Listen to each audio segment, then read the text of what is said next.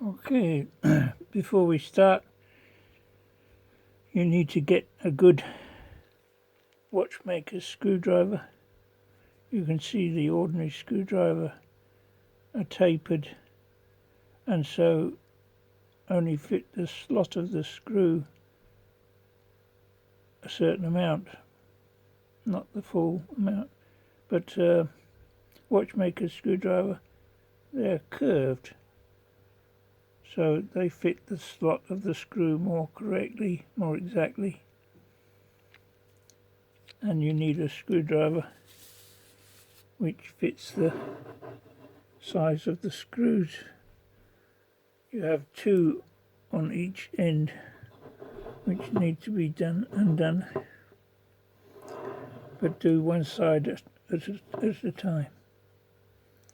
So first of all, loosen the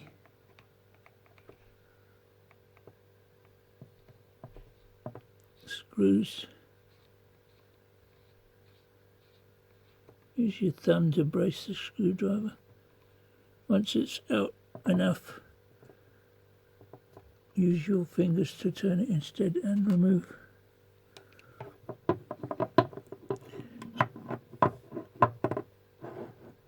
Same with the other one.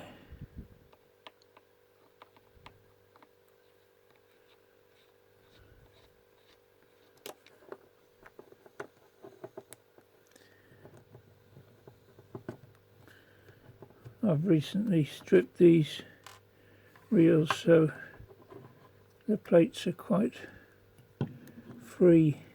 Once those two screws are out, you just pull this end plate out.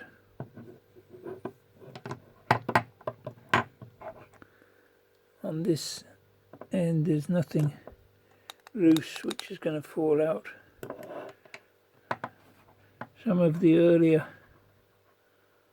models, the bearing here is loose and can drop out, and then you'd need to make sure it's back in before you reassemble. So you have the reel maker's initials here, RMS.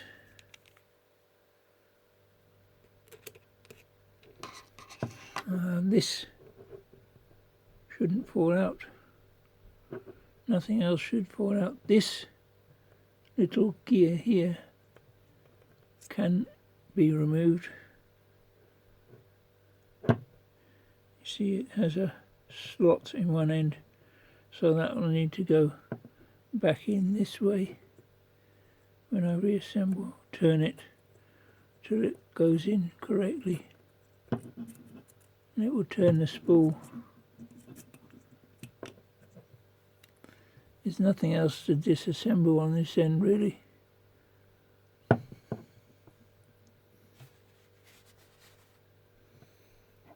So reassembly is simply lining up this here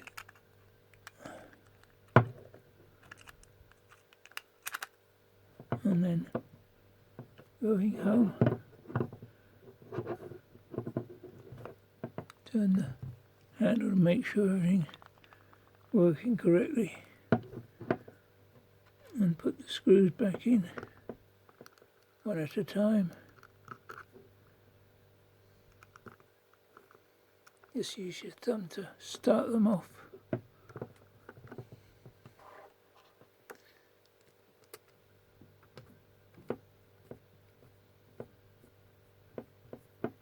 And finish off with the screwdriver.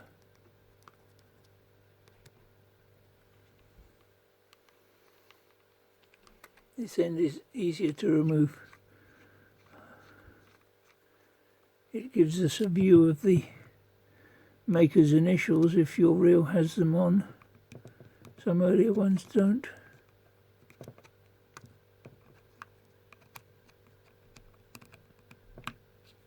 And you can see the brake blocks as well.